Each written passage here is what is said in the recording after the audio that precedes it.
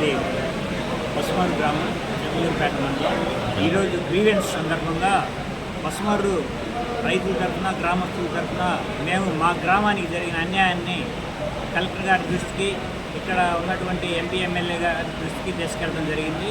గొర్రెలమండి రోడ్డుని వాళ్ళు గతంలో రోడ్డుని రిజిస్ట్రేషన్ చేయించుకోవటం, ఆ రిజిస్ట్రేషన్ చేయించుకున్న రోడ్డుని గోడల అడ్డుకట్ట వేయడం జరిగింది.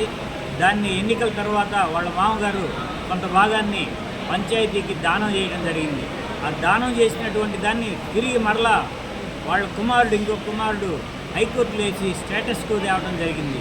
ఇటువంటి ఈ గ్రామస్తులు జరిగిన అన్యాయాన్ని చెప్పడం జరిగింది. అలాగే పసుమూరు గ్రామంలో జగనన్న కాలనీలో జరిగినటువంటి భారీ కుంభకోణం, ఆ రైతులకు డబ్బులు తీసుకోవటం భూముల కింద, అలాగే ఆ తీసుకున్న డబ్బులు లంచంలో ఎన్నిక తిరిగి ఇవ్వడం, ₹1 కోటి చిల్లర ఎన్నిక ఇచ్చారు. వాటిలో ఇంకా 40 లక్షలు ఇవ్వాల్సింది. ఆ డబ్బులు కూడా ఇప్పించమని చెప్పి మా గ్రామస్తులు, మా రైతులు ఎంపీ గారిని, ఎమ్మెల్యే గారిని, కలెక్టర్ గారిని ఈ సందర్భంగా వేడుకోవడం జరిగింది. వారు కూడా త్వరలో అందరికీ న్యాయం చేస్తామని, అలాగే ఆ రోడ్డు సమస్య కూడా పరిష్కారం చేస్తారని చెప్పారు. ఈ సందర్భంగా ఎక్కువ మంది విడుదల రజని కుటుంబ బాధితులే రావడం జరిగింది. విడుదల రజని మరియు వాళ్ళ మరిది విడుదల రామచంద్రప్రసాద్ మరియు వాళ్ళ మామ విడుదల లక్ష్మీనారాయణ రోడ్డును కొన్నాడు. రోడ్డును కొని ఇంకొక కొడుక్కి రిజిస్టర్ చేశాడు.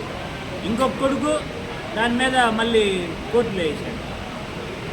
అది విడుదల కుటుంబ సభ్యుల నుంచే మా గ్రామస్తులకి అన్యాయం జరిగింది.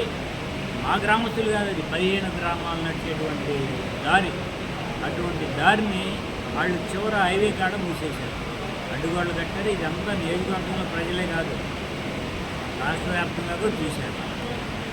అలాగే డబ్బులు తిరిగి ఇవ్వటం కూడా రాష్ట్ర వ్యాప్తంగా, అలా ఈ రాష్ట్రంలో డబ్బులు వెనక్కి తిరిగి ఇచ్చింది కూడా ఏమే, లంచం తీసుకున్న డబ్బులు తిరిగి ఇవ్వటం కూడా ఇదే ప్రథమం. అంతకుముందు 7 కోట్ల చిల్లర ఇచ్చారు చెక్కులు. ఇప్పుడు ఎలక్షన్ అయిపోయిన తర్వాత 1,16 లక్షలు ఇచ్చారు. ఇంకా 40 లక్షలు ఇవ్వాల్సింది. దీని మీదే పోరాటం.